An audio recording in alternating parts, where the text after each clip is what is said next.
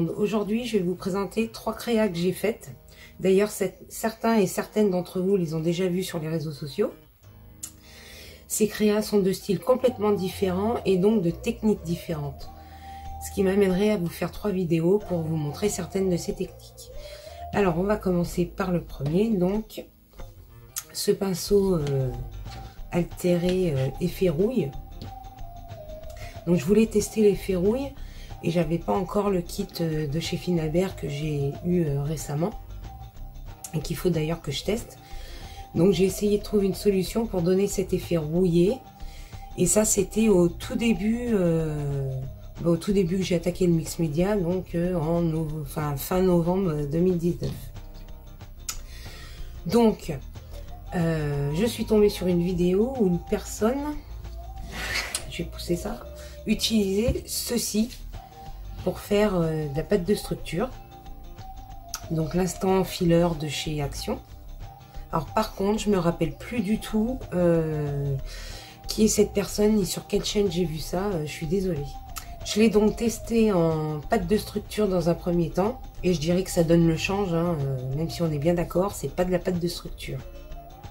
Mais pour tester le mix média, avant d'investir dans de la vraie pâte, je dirais que ça donne le change, puis ça permet d'essayer en tout cas.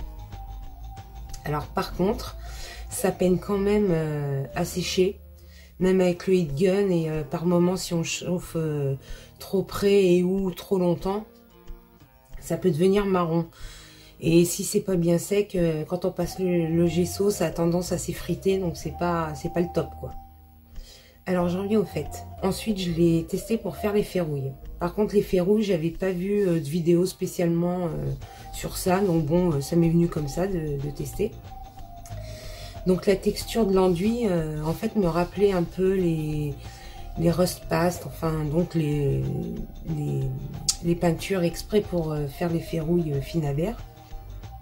Donc après il n'y a pas besoin d'investir dans des peintures extravagantes, je dirais, pour faire les mélanges. Moi j'ai utilisé ces peintures basiques de chez Action, hein. C'est dans un petit kit où il y a plusieurs couleurs. Puis parce qu'à ce moment-là, j'avais que ça sous la main, donc j'ai fait avec. Donc, si ça vous dit, je peux vous faire une vidéo de comment j'ai procédé pour faire cet effet rouille. Voilà, bon, avec la lumière, ça rend plus clair que ça n'est. C'est plus foncé, hein, normalement. Mais ça rend vraiment bien. Donc voilà. Donc ensuite on passe à ce tableau.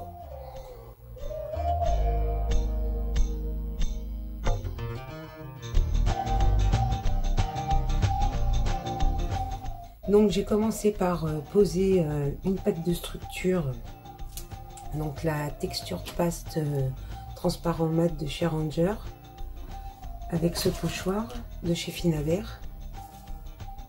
Il est vraiment beau celui-là. Hop. Ensuite, une fois sec, j'ai appliqué du gesso transparent, donc celui-là. Ensuite, de la Magic Paint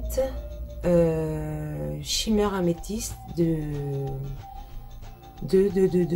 Fabrica Decoro, donc je l'ai eu en cadeau dans une commande de chez F Déco.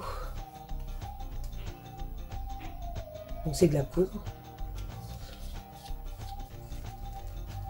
Donc on ouvre, on tapote un petit peu partout, on met de l'eau et après on aide la peinture à aller aux endroits souhaités. Ensuite,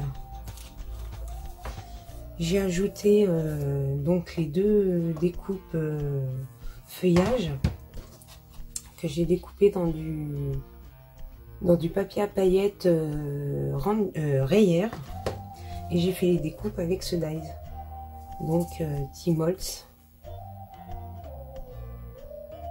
Voilà. Ensuite j'ai appliqué les flex nouveaux, donc c'est très volatile, hein. Je n'ouvre pas le pot parce que sinon ça va tout s'envoler. Voilà. Ensuite, donc, j'ai tamponné avec ce tampon. Donc, en faisant un peu comme ça et avec de l'encre archivale. Ensuite, mon moulage, donc c'est celui-ci, donc fait avec de la résine pro. Ça rend les détails, hop, je sais pas.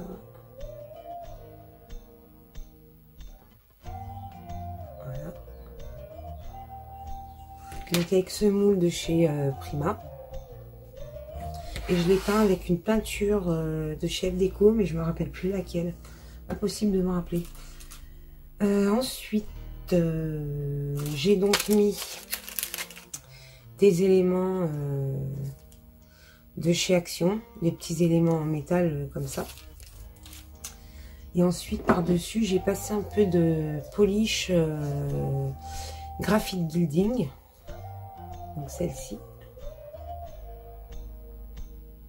Pour donner un petit aspect un peu plus vieilli, quoi, en gros. Et donc cet embellissement en métal trouvé chez Action à moins d'1 €. En plus, il est très léger.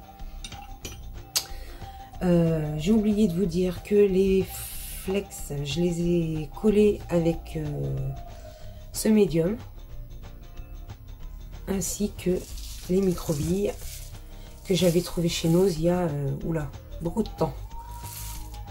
Donc je trouvais qu'elles allaient bien dans les couleurs. Donc je vous remontre. Hop. Voilà. Donc là, si vous le souhaitez, je peux vous faire une vidéo d'ailleurs qui m'a été demandée dans les commentaires. Pour des techniques, comment utiliser les tampons dans diverses créations. Donc je pourrais vous faire une vidéo. Et donc la dernière créa, c'est ceci. Donc on va dire un cabinet de curiosité vintage, dans l'esprit vintage, quoi. Alors j'avais pas vraiment de choses qui se prêtaient sur le thème, donc j'ai composé avec ce que j'avais. Donc j'ai commencé par vieillir des papiers de cette collection. Donc ça fait pas mal d'années que je l'avais et je m'en étais jamais servi, donc c'était l'occasion. Donc c'est la cabinet de curiosité de la marque Toga. Ensuite, je les ai vieillis avec ceci, donc 3 sprays oxyde. Et une fois découpé, j'ai ancré les bords avec la Distressing Wellness Stain et la Distressing Black Shoot. Donc avec les petits trucs en mousse pour distresser les papiers.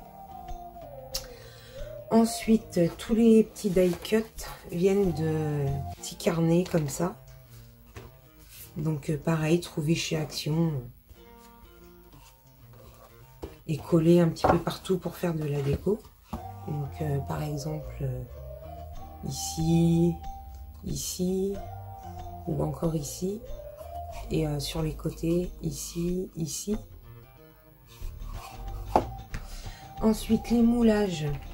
J'ai utilisé celui-là pour la grande horloge. Donc le SeaWorld pour prendre l'étoile de mer. Ce petit moule que j'ai depuis très longtemps, que j'avais eu sur AliExpress. Et toutes les peintures ont été faites avec les peintures Prima. Et les petites bouteilles. Donc celle-ci et celle-ci, donc de ce moule Stamperia.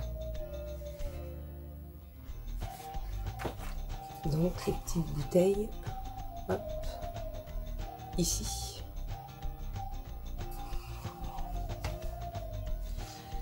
Donc pour composer, moi j'ai mis des petits coquillages, des petites choses comme ça. J'ai créé une sorte de pied avec un petit papillon. Alors c'est un petit morceau de carton, un cure-dent et une perle en céramique que j'avais du temps que je faisais des bijoux.